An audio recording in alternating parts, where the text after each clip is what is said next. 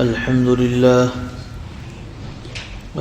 لله نحمده ونستعينه ونستغفره ونؤمن به ونتوكل عليه ونعوذ بالله من شرور أنفسنا ومن سيئات أعمالنا من يهد الله فلا مضل له ومن يضلله فلا هادي له ونشهد أن لا إله إلا الله وحده لا شريك له ونشهد أن سيدنا ومولانا محمدا عبده ورسوله وبارك وسلم تسليما كثيرا أما بعد فأعوذ بالله من الشيطان الرجيم بسم الله الرحمن الرحيم وَإِذْ أَخَذْنَا مِيثَاقَ بَنِي إِسْرَائِيلَ لَا تَعْبُدُونَ إِلَّا اللَّهَ وَبِالْوَالِدَيْنِ إِحْسَانًا وَذِي الْقُرْبَى وَالْيَتَامَى وَالْمَسَاكِينِ وَقُولُوا لِلنَّاسِ حُسْنًا وَأَقِيمُوا الصَّلَاةَ وَآتُوا الزَّكَاةَ ثم توليتم إلا قليلا منكم وأنتم معرضون صدق الله العظيم.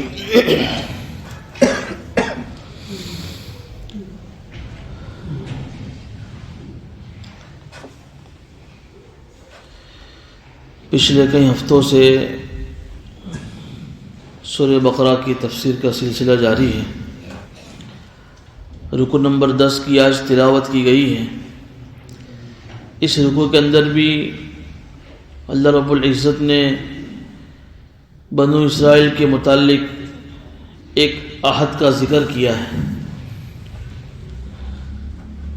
پچھلے کئی ہفتوں سے ہم سن رہے ہیں کہ اللہ رب العزت نے بنو اسرائیل کے اندر جو حضرت موسیٰ علیہ السلام نبی بنا کر بھیجے تھے ان کو تورات نامی کتاب عطا فرمائی تھی، اور اس تورات کے اندر اللہ رب العزت نے بہت سارے عہد بنو اسرائیل سے لیے تھے. تو انہی عہد میں سے ایک عہد کا یہاں ذکر ہو رہا ہے کہ یہ بنو اسرائیل اللہ رب العزت نے تمہارے ساتھ بہت سارے عہد و پیمان لیے، لیکن تم لوگوں نے ایک کے بعد ایک بہت سارے اللہ کے عہدوں کو توڑ دیا. یہ جو آیت نمبر 10 تلاوت کی گئی ہے، اس آیت میں اللہ رب العزت نے اس عہد کے اندر 8 باتوں کا ذکر فرمایا ہے. اس میں سب سے پہلی جو بات ہے وَإِذْ أَخَذْنَا مِيثَاقَ بَنِي إِسْرَائِيلَ لَا تَعْبُدُونَ إِلَّا اللَّهَ، اور یاد کرو اس وقت کو کہ جب ہم نے بنی اسرائیل سے عہد لیا تھا. اس میں نمبر 1 کا تذکرہ ہے لَا تَعْبُدُونَ إِلَّا اللَّهَ، کہ تم اللہ کے علاوہ کسی کی عبادت مت کرنا. پھر دوسرا جو عہد لیا تھا وَبِالْوَالِدَيْنِ إِحْسَانًا، کہ ماں باپ کے ساتھ اچھا برتاؤ کرنا. تیسرا حکم تھا اس میں وَذِي الْقُرْبَى، کہ رشتہ داروں کے ساتھ اچھا سلوک کرنا. چوتھا حکم تھا وَالْيَتَامَى، کہ سماج میں سوسائٹی میں جو یتیم ہو ان کے ساتھ بھی بھلائی کا معاملہ کرنا.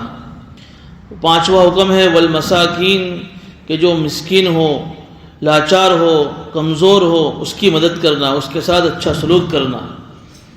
اس کے بعد چھٹا حکم ہے وَقُولُوا لِلنَّاسِ حُسْنًا، لوگوں کے ساتھ نرمی سے بات کرنا. ساتواں حکم ہے وَأَقِيمُوا الصَّلَاةَ، نماز کو قائم کرنا.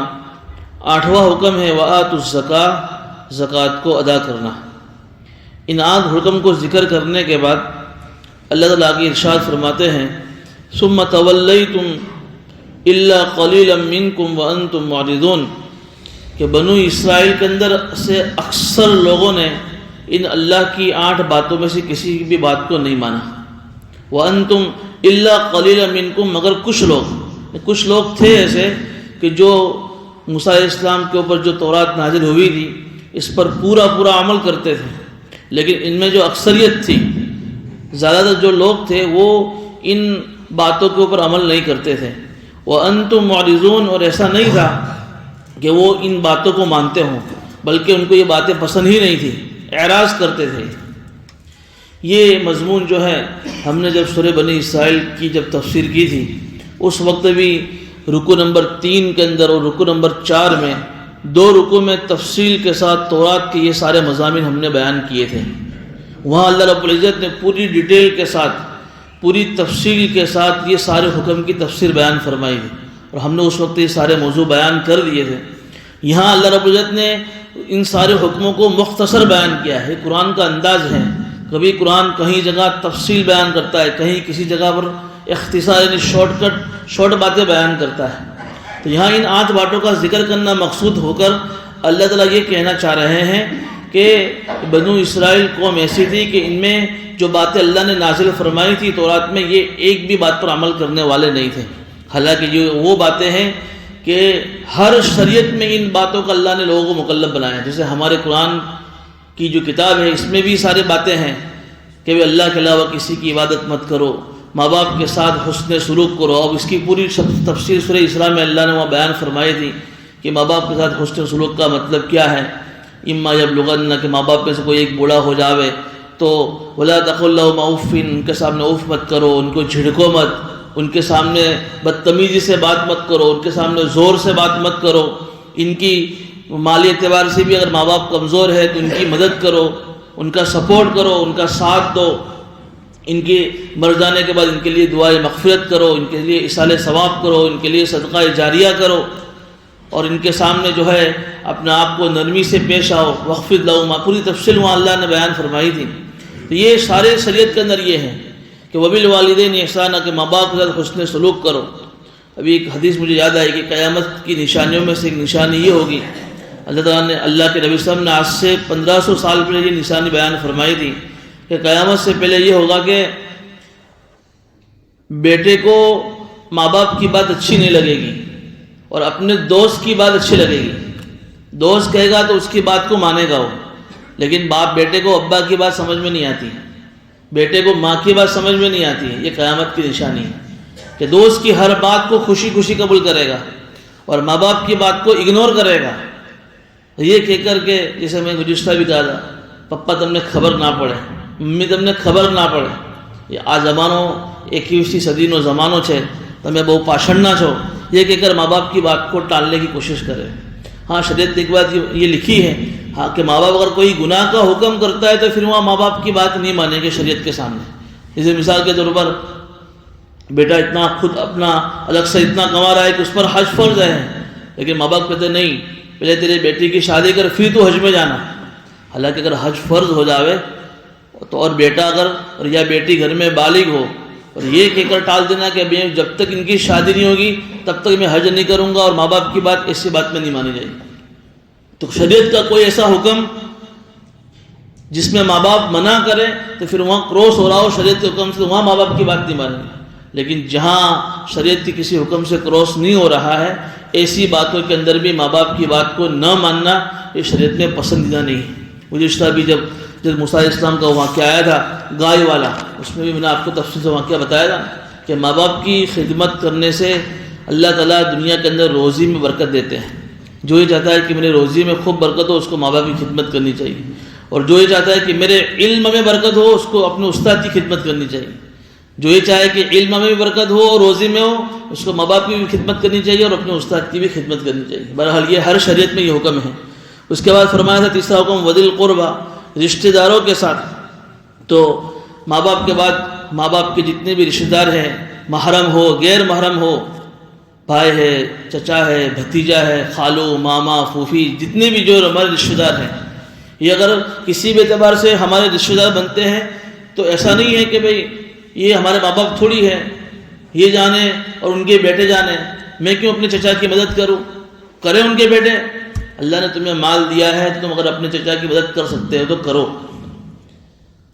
حالانکہ زکوٰۃ کا جب کانسیپٹ جب بیان ہوتا ہے اس میں جو مسئلہ آتا ہے، ایک مسئلہ یہ بھی آتا ہے کہ جو ہمارے اصولی رشتہ دار ہیں، اصولی رشتہ دار کا مطلب جن سے ہم پیدا ہوئے ہیں، باپ، دادا، دادی، ماں، نانا، نانی، یہ سب ہمارے اصولی رشتہ دار، ان کو ہم زکوٰۃ نہیں دے سکتے ہیں۔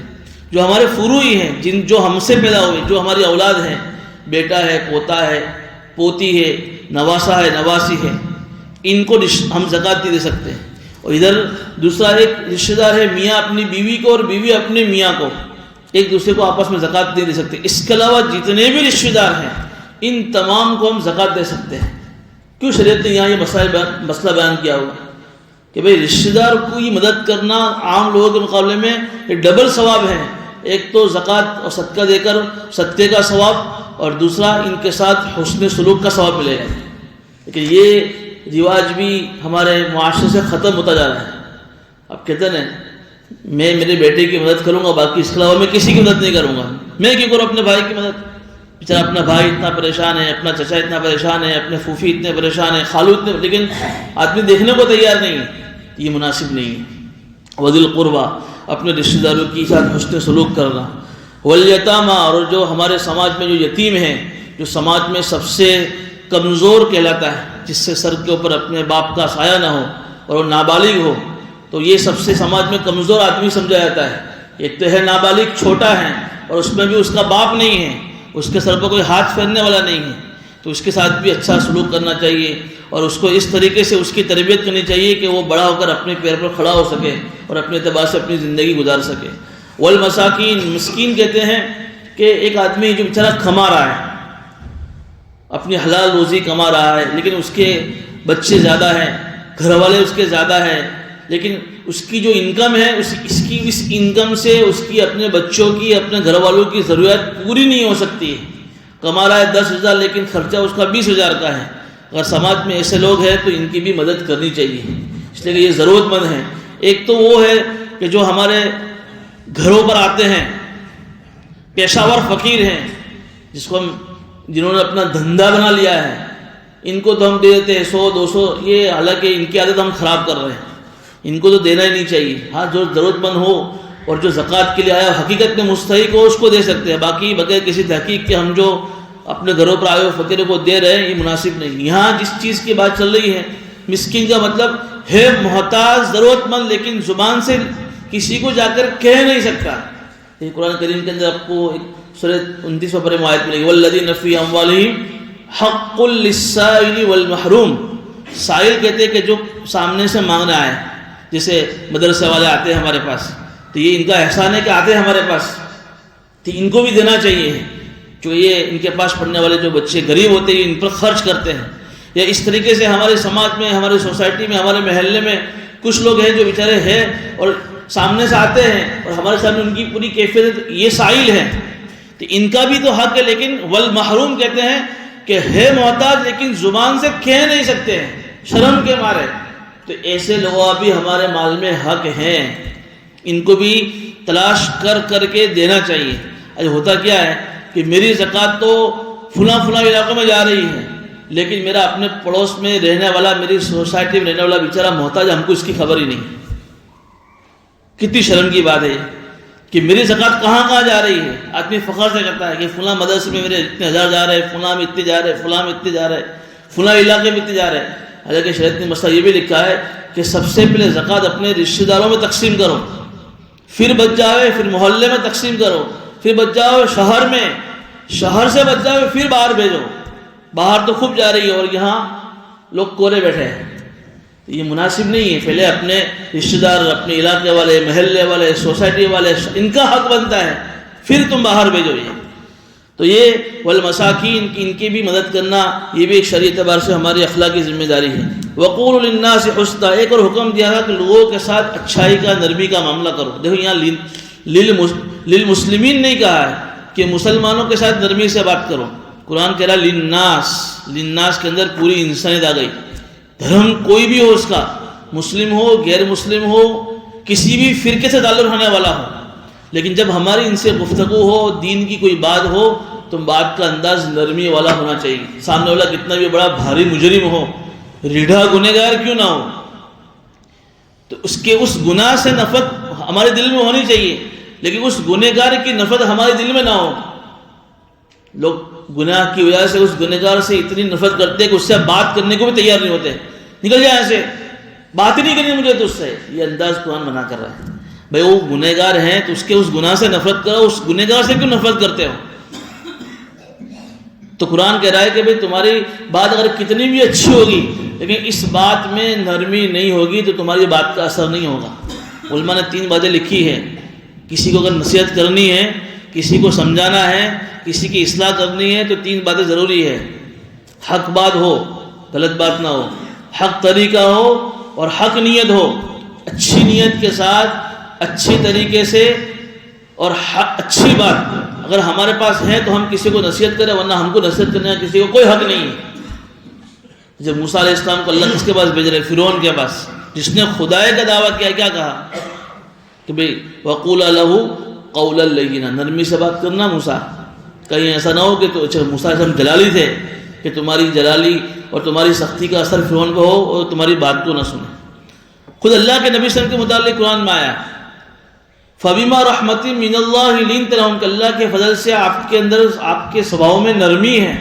وَلَوْ كُنْتَ فَظًّا غَلِيظَ الْقَلْبِ، اے نبی جی اگر آپ کی مزاج میں سختی ہوتی، آپ کے بول میں سختی ہوتی تو یہ صحابہ کا جو مجمع آپ کے پاس جمع ہوا نا، وہ جمع نہ ہوتا۔ تو یہ بہت ضروری ہے دین کے کام کرنے والوں کے لیے کہ بھئی ہم اگر کسی سے کوئی بات کرے تو اس بات میں، ہمارے بات میں کیا ہو؟ نرمی ہو۔ اچھا، یہاں ایک بات یہ بھی سمجھنے کی ہے کہ ایسا نہ ہو کہ بھئی نرمی کرنے میں اتنی ہم نرمی کریں کہ شریعت کا کوئی حکم ہی توڑ دے، مداحن جس کو بولتے ہیں۔ یہ کہتے ہیں حکمت، بھئی نرمی، اب اتنی حکمت اور اتنی نرمی کا استعمال کرو کہ بھئی کسی کو مسئلہ بتانے کے اندر بھی ہم اتنی نرمی کریں کہ شریعت کا کوئی حکم ہی ٹوٹ جائے۔ یہ پسند نہیں کیا ہے شریعت نے۔ نرمی کا مطلب یہ کہ بھئی بات کرنے کا انداز تمہارا میٹھا ہو، اچھا ہو، ٹھنڈا ہو، لیکن یہ نہیں ہے کہ پھر تم اس کو اپنے آپ کو اس کے سامنے اچھا دکھانے کے لیے، اچھا بتانے کے لیے ہم شریعت کا کوئی حکم ہی چھپا دے ہوئے، یہ چیز پسند نہیں کہی۔ تو بہرحال وَأَقِیمُوا الصَّلَاةَ، ایک حکم تھا نماز قائم کرنا، ایک حکم تھا زکوٰۃ دینا۔ جیسے یہ علماء نے لکھا ہے کہ نماز کا ہمارے یہاں جو طریقہ ہے، زکوٰۃ کا ہمارے یہاں جو طریقہ ہے، طریقہ ضروری نہیں کہ بنو اسرائیل کے اندر بھی یہی طریقہ ہو، ان کے اندر بھی کوئی الگ طریقہ ہوگا نماز کا، زکوٰۃ کا۔ بہرحال یہ بہت سارے حکم تھے لیکن بنو اسرائیل ان حکم کو ماننے کے لیے تیار نہیں تھے۔ اب آیت نمبر 84 کے اندر ایک اور عہد کی بات اللہ کر رہے ہیں، الگ سے اس کو بیان کیا ہے۔ وَإِذْ أَخَذْنَا مِيثَاقَكُمْ، اس میں 3 باتوں کا ان سے عہد لیا تھا۔ ان 3 باتوں میں سے یہ 2 پر تو بہت بالکل عمل نہیں کرتے تھے، لیکن ایک بات پر بہت عمل کرتے تھے۔ کون سی 3 باتیں تھیں؟ پہلے میں آپ کو سمجھا دوں، پھر قرآن کی آیت کا ہم ترجمہ کرتے ہیں۔ ایک تو ان کو کہا تھا کہ بھئی آپس میں ایک دوسرے کا خون مت کرنا۔ دوسرا کہا تھا کہ آپس میں ایک دوسرے کو، ان کے گھروں سے ان کو مت نکالنا، ان کے گھروں کو ویران مت کرنا۔ اس لیے کہ یہ جو یہودی جو قوم تھی، جب موسیٰ علیہ السلام کے زمانے سے، اللہ کے نبی صلی اللہ علیہ وسلم کے زمانے میں بھی ان کی مزاج کے اندر آپس میں بأسہم بینہم شدید۔ سورہ حشر کی جب تفسیر آئی اس میں بتایا تھا کہ ظاہر ہم کو بہت لگتا ہے یہ مغربی تہذیب والے، یہ یہودی، یہ جو کہ کتنے یہ ڈسپلن والے ہیں، کتنے یہ تہذیب والے ہیں، ظاہر میں ان میں کتنی ایکتا ہے، لیکن ان کے اندر آپس میں بھی بہت پھوٹ ہے، بہت لڑتے ہیں آپس میں۔ جیسے ابھی یہ فلسطین کا جو معاملہ چل رہا ہے، اسرائیل کا، ایسا لگ رہا ہے کہ یہ اسرائیل میں رہنے والے یہودی سب آپس میں ایک ہے، لیکن حقیقت میں ان میں آپس میں بہت پھوٹ ہے۔ یہ حضور کے زمانے سے، بلکہ جب موسیٰ علیہ السلام کے زمانے سے ان کے مزاج میں ہی تھی، یہ آپس کے اندر ایکتا تھی ہی نہیں، بہت لڑتے تھے۔ جب موسیٰ علیہ السلام کے زمانے میں جب یہ ان کے اوپر یہ سزا آئی وادی تیہ کی، اس کا تذکر آیا، 40 سال اس میدان میں گھومے، تو اسی 40 سال میدان تیہ میں جب موسیٰ کا بھی انتقال ہو گیا، جب ہارون کا بھی ان کے بھائی ہارون کا بھی انتقال ہو گیا، تو لیکن ان کی آپس کی ایکتا نہ ہونے کی وجہ سے کوئی ایسی مستقل کوئی حکومت نہیں بن پائی ان یہودیوں کی اس زمانے کے اندر بھی، کہ بھئی کوئی اس کی ایک مسلسل ایک کوئی حکومت ہو جس کا ایک پریسیڈنٹ ہو جو ان کو لے کر چلے، ایسا نہیں بنا۔ جیسے ہمارے نبی صلی اللہ علیہ وسلم کے زمانے میں جب اللہ کے نبی صلی اللہ علیہ وسلم نے جب یہ اسلام کا پیغام شروع کیا حضور اکرم صلی اللہ علیہ وسلم، تو ان کے بعد جو 4 خلیفہ آئے، کسی ایک مستقل حکومت بنی، اور پھر اسلام عرب سے نکل کیسا پورا دنیا میں پھیلا، اور لوگوں نے دیکھا اسلام کی، اور آج اسی وجہ سے اسلام کی مخالف جتنی بھی جو قومیں وہ اسلام کی اسی لیے ویرودھی ہیں، اسلام کی ترقی لوگ دیکھ نہیں پا رہے۔ ایسا اس بنو اسرائیل میں نہیں ہوا۔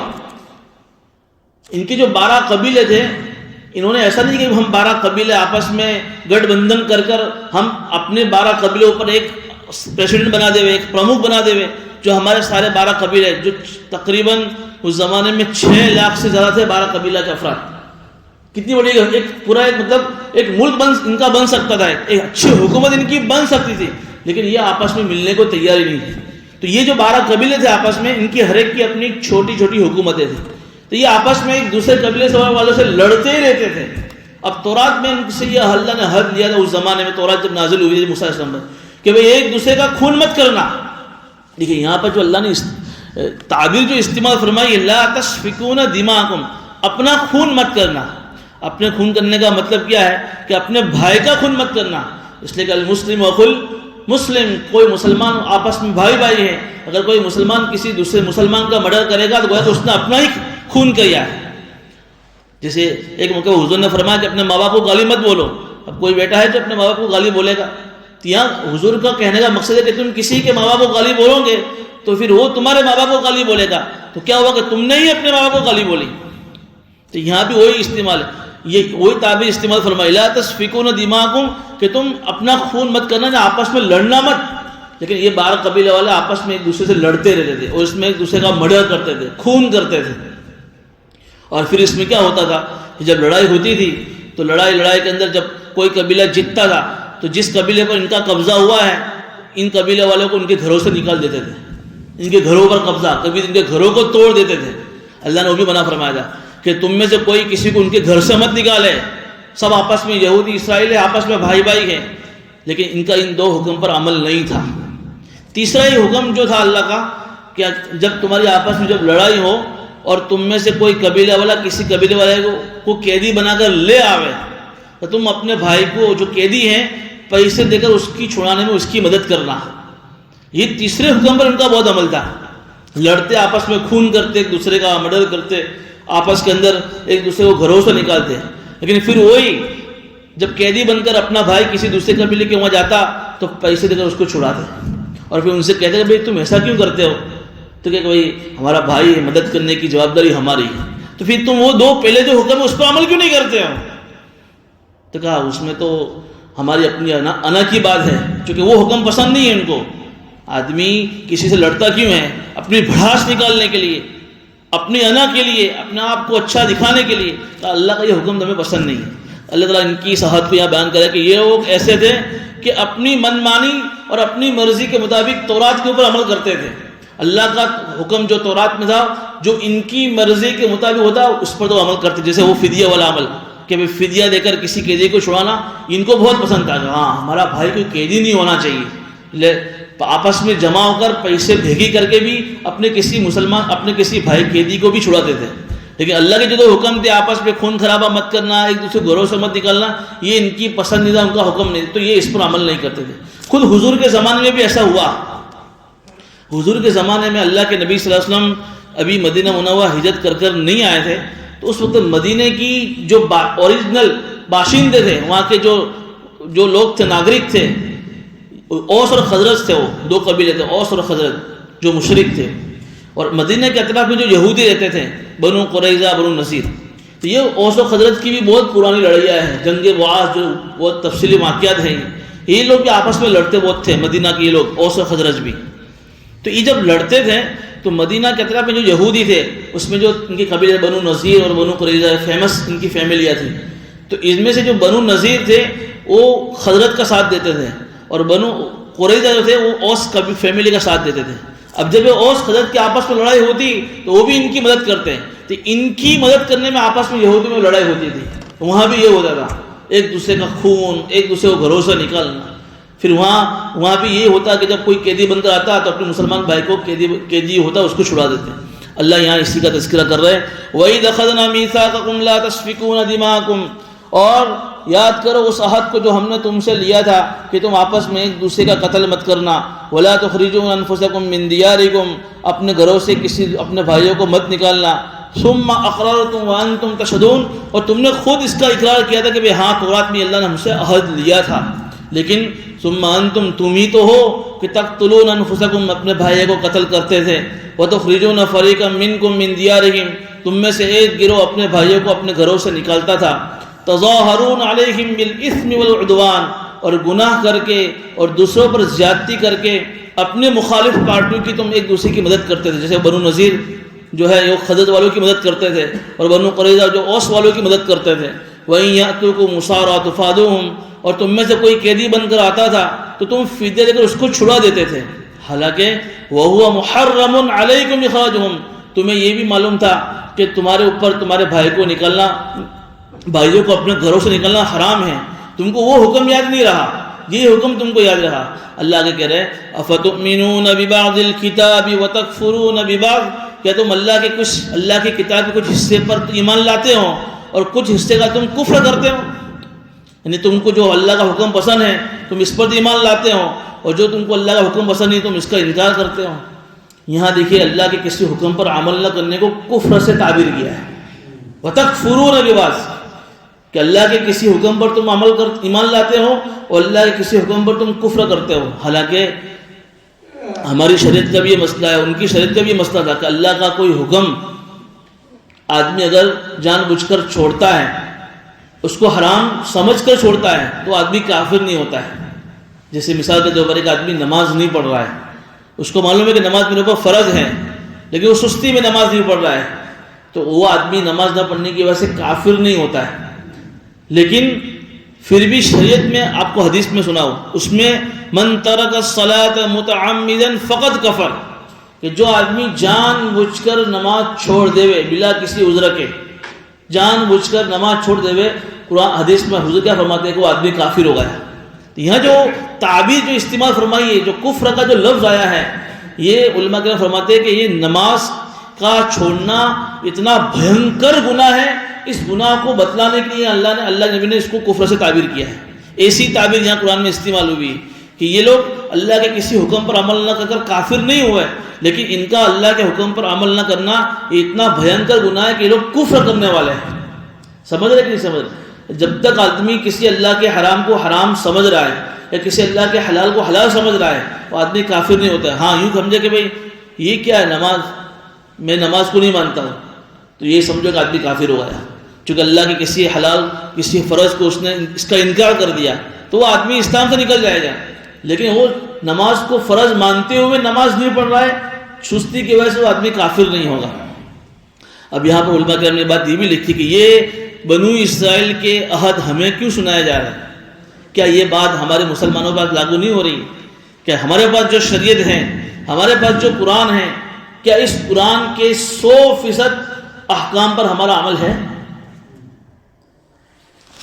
جو دین کے جو 5 شعبے ہیں، عقائد ہے، عبادات ہیں، معاملات ہے، معاشرات ہے، اخلاقیات، اس میں سے عبادت کا شعبہ تو ہم بہت زندہ کیے ہوئے ہیں، نمازیں بہت پڑھی جا رہی ہے، روزے بہت رکھے جا رہے ہیں، تہجدیں بہت ہو رہی ہیں، ختم قرآن بہت ہو رہے ہیں، بہت ساری تسبیحات پڑھی جا رہی ہے، تہجدیں پڑھی جا رہی ہیں۔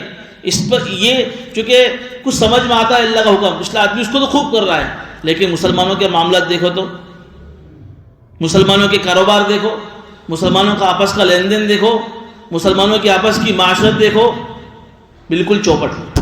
تو شریعت کا ایک حکم تو ہم بالکل فالو کر رہے ہیں، تو کیا یہ قرآن کی عادت ہم پر لاگو نہیں ہو رہی ہے؟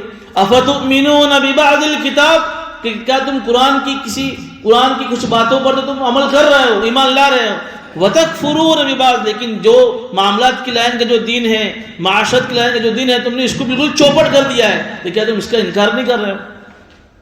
تو کتنی ضرورت ہے کہ آج ہم مسلمان اپنا آپ کو کہتے ہیں اور یہ کہتے ہیں کہ ہم قرآن پر ہمارا ایمان ہے، لیکن جب اس سے کہا جاتا ہے کہ بھائی صاحب یہ تم جو ہے سود کے چکر میں اور بیاج کے چکر میں اور رشوت کے چکر میں کیوں پڑ رہے ہو؟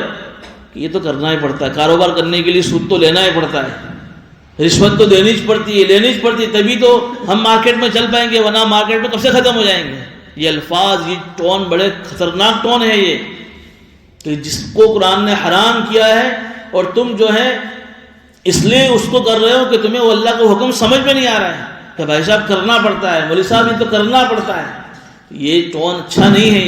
یہ قرآن کریم ہمیں بھی کہہ رہا ہے اگر کوئی آدمی عبادت کر کے معاملات میں گڑبڑیاں کر رہا ہے، عبادت کر کے معاشرت کی گڑبڑیاں کر رہا ہے، عبادت کر کے اخلاق کی گڑبڑیاں کر رہا ہے، تو یہ آیت اس کو بھی کہہ رہی ہے افتؤمنون ببعض الکتاب وتکفرون ببعض، کہ کیا قرآن کی کچھ باتوں پر تو عمل کر رہے ہو اور کچھ پر عمل نہیں کر رہے ہو۔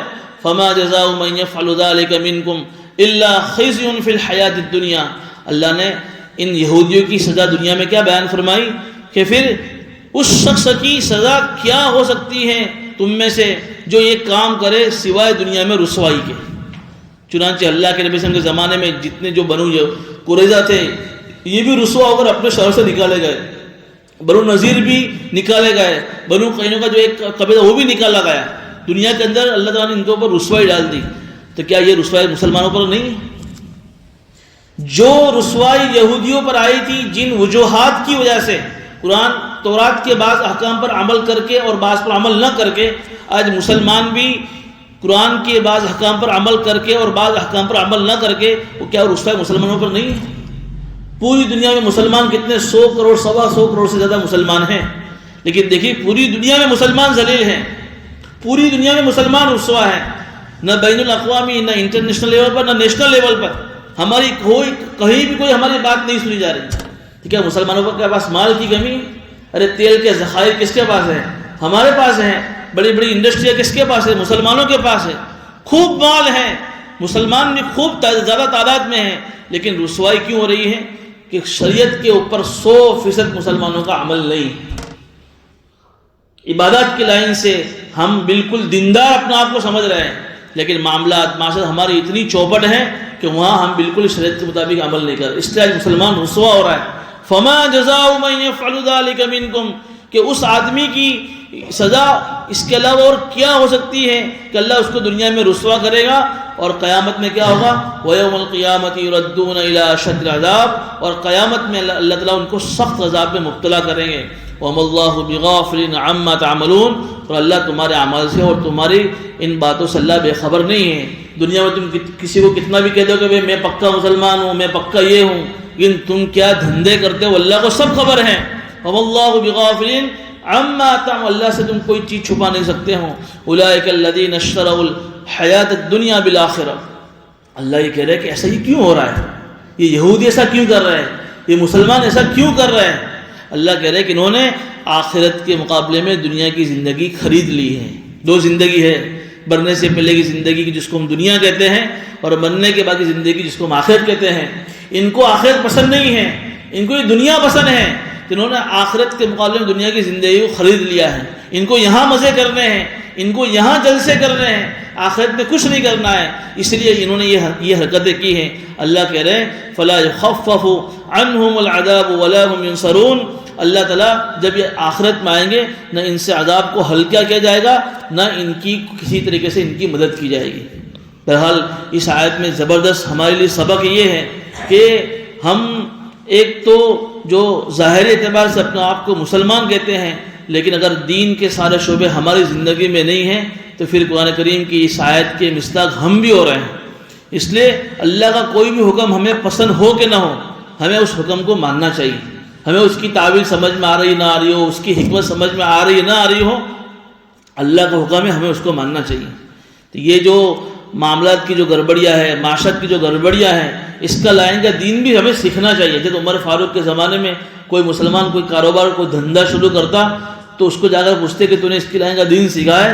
نہیں سیکھا تو فوراً اس کی دکان بند کر دیتے تھے، اس لیے کہ تو سوائے کسی دوسرے کو دھوکے دینے کا اور کچھ نہیں کرے گا، تو نے اس کا لائن کا تو نے دین سیکھا ہی نہیں ہے۔ حالانکہ وہ بزنس مین، وہ تاجر جس میں اللہ نے دو صفتیں بیان فرمائی اللہ کے نبی نے، سچائی اور امانت داری ہو، اس کا حشر القیامت میں کس کے ساتھ ہوگا؟ نبیوں کے ساتھ ہوگا، صدیقین کے ساتھ ہوگا، اللہ کے ولیوں کے ساتھ وہ کھڑا ہوگا۔ تو حلال کاروبار کوئی منع نہیں ہے، لیکن اگر تم نے شریعت کے مطابق وہ حلال کاروبار نہیں سکھائے تو پھر کسی نہ کسی طریقے سے تمہارے کاروبار میں حرام آئے گا۔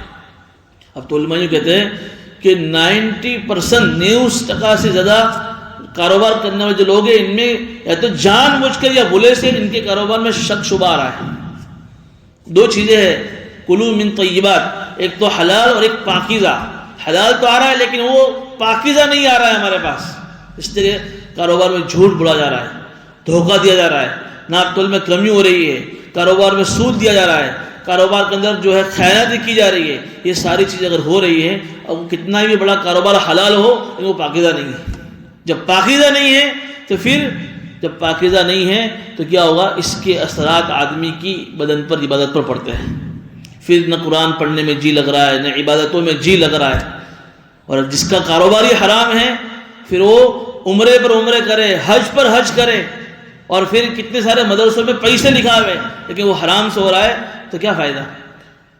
نہ اس کی عبادت قبول، ایک بالش بھی دعا اس کے اللہ کے یہاں قبول نہیں ہوتی. اس لیے کہتے ہیں نا کہ بھئی اگر عبادت کی لائن کی گڑبڑی، معاملات کی لائن کی اگر گڑبڑی ہے تو عبادت کے ذریعے سے پور نہیں ہوگی. کیا مطلب ہوا کہ اگر تم حلال کاروبار میں کتنی بھی تم گڑبڑیاں کرو اور پھر تم اپنے آپ کو یہ کہو ایک کام کرو مدرسے میں 10,000 روپے لکھا دو تاکہ جو مدرسہ جو سود لی ہے، جو بیاج لی ہے، اس کا گناہ ہمارے اوپر سے دھل جائے، ویسا ہوگا؟ مدرسے میں 10,000 روپے لکھانے سے تمہارا بیاج کا گناہ تمہارے اوپر سے معاف نہیں ہوگا. یہ شیطان کبھی بھی لا تقبلو، یا ترمذی شریف کی روایت ہے، اللہ تعالیٰ تو حلال مال ہی قبول کرتا ہے. مدرسے میں جو تم نے 10,000 لکھا ہے وہ بھی حرام کے لکھوائے ہو. تو مدرسے میں کوئی 10,000 روپے لکھوا کر یا کوئی اور نیکی کروا کر یا کسی غریب کی مدد کروا کر یا اور بھی کوئی کام کروا کر تم اگر گڑبڑیاں کر رہے ہو، حرام کر رہے ہو، سود کھا رہے ہو، رشوت دے رہے ہو، کسی کا حق دبا رہے ہو، کسی کا حق ضائع کر رہے ہو، تو وہ سارے گناہ اللہ تمہارے اوپر معاف نہیں. اس لیے کہ قیامت میں 3 کچہریاں لگے گی. ایک تو اللہ کی حق کی کچہری لگے گی تو اللہ چاہے گا معاف کر دے، لیکن جہاں بندوں کی حق کی جو کچہری لگے گی وہاں اللہ تعالیٰ جو ہے بندے کے معاف کرنے کے علاوہ تم کو کبھی معاف نہیں کرے گا. اس لیے یہ بہت ضروری ہے یہ کہ ہمارے اندر 100% دین آئے. معاملات کے لائن تھوڑا کمائیں گے لیکن حلال کمائیں گے. اپنے گھر والوں کو سمجھاوے کہ بھئی تھوڑا آئے گا لیکن حلال آئے گا، اس میں برکت ہوگی. آج کل کی ہماری گھروں کی عورتیں بھی اپنے آدمیوں سے ہم نے ایسے ڈیمانڈ کرتی کہ بیچارہ وہ بھی مجبور ہوتا ہے لون لینے پر کہ پلانا گھر ہے اٹو زبردست فرنیچر سے تمہارا گھر میں کیم نہیں، تو اس کو اپنی عورت کو خوش کرنے کے لیے کیا کرنا پڑتا ہے؟ فرنیچر بنانے کے پیسے نہیں ہیں تو پھر لون لینی پڑتی ہے اس کو. پہلا ہے نئی گاڑی چھوڑا ہے، تمہیں کیم نئی گاڑی نہیں چھوڑا ہوتا؟ اس کو بیچارے کے پاس نئی گاڑی چھوڑانے کے لیے کیش نہیں ہے تو اس کو لون پہ جو ہے نئی گاڑی چھوڑانی پڑتی. دیکھا دیکھی ہو رہی ہے. ایک دوسرے کو اپنے گھروں کی عورتوں کی کو بھی سمجھاوے کہ بھئی نہیں، ہم کم کھائیں گے لیکن حلال کھائیں گے.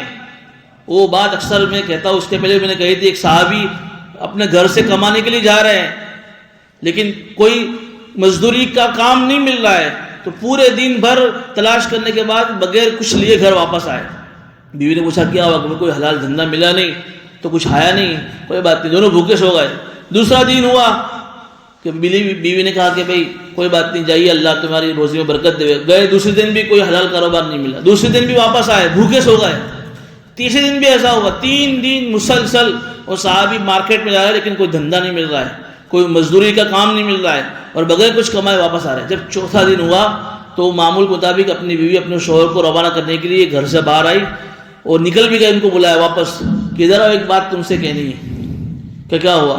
دیکھیے 3 دن ہو گئے، گھر میں فاقہ ہے، کچھ کھایا نہیں ہے، لیکن یاد رکھنا آج چوتھا دن ہے، آج بھی کوئی مزدوری کا کام نہ ملے اور کوئی حلال کاروبار نہ ملے تو واپس چلے آنا، لیکن میری محبت میں کوئی حرام کا لقمہ لے کر گھر مت آنا. کیسی ہوگی صحابی عورت؟ فاقہ برداشت کر لیں گے لیکن حرام کا لقمہ پیٹ میں جائے ہمیں وہ برداشت نہیں. اور آج تو عورتیں کیا کہتی ہیں؟ کہیں بھی تھا، کہیں تھی بھی لے نہ ہو پر جو یہ ہمارے آواز کو. یہ ان عورتوں کا مزاج تھا، آج ہماری عورتوں کا یہ مزاج. اپنی عورتوں کو بھی سمجھاؤ کہ حلال میں برکت ہے، حرام میں برکت نہیں ہے. پھر اس کی نحوست ہم ہمارے بچوں میں دیکھتے ہیں، بچے نافرمان بنتے ہیں. پھر مولوی صاحب کے پاس تعویذ دینے کے لیے آتے ہیں، مولوی صاحب تعویذ آپ نے مارو شکر ہماری واتت نہیں مانتے، پر تمہارے گھر میں حرام ہے، اس کی نحوست تمہیں نڑ رہی ہے. پھر تم ایسے کتنے بھی تعویذ بناؤ کچھ فرق نہیں پڑے گا. اگر تمہارے بیٹے نافرمان بن رہے تو دیکھو کہیں نہ کہیں اثر تمہاری روزی کا بھی آ رہا ہے. اس کے اندر اور بھی بہت ساری وجوہات ہو سکتی ہے کہ ایک اثر یہ بھی ہے کہ تمہارے گھر میں روزی پاکیزہ نہیں آ رہی ہے، کہیں نہ کہیں دال میں کالا ہے، کہیں نہ کہیں کچھ حرام آ رہا ہے کسی طریقے سے.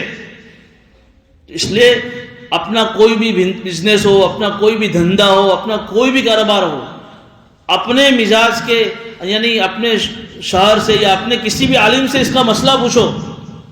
جیسے ہمارا کوئی فیملی ڈاکٹر ہوتا ہے نا، ایسا ہے کہ ہمارا فیملی عالم بھی ہونا چاہیے. بھئی ہماری دوا تو اکثر فیملی نہیں ہے 40 ہے، ایسا ہمارا ایک فیملی عالم بھی ہونا چاہیے کہ ہمارے گھر کے سارے مسائل ان سے حل ہونے چاہیے، تاکہ کسی بھی طریقے سے کوئی غیر شریعت کا کوئی حکم جو حرام ہو ہم اس کو حلال نہ سمجھ بیٹھیں. بہرحال یہ ان آیتوں کے جیسے ہمیں یہ میسیج مل رہا ہے کہ ہمیں بھی جو ہے اپنی زندگی کو، چاہے وہ عبادت کے لائن ہو، معاملات کے لائن ہو، ہم کو بالکل دین کے مطابق زندگی گزارنی چاہیے. اللہ پاک ہمیں ان باتوں پر عمل کی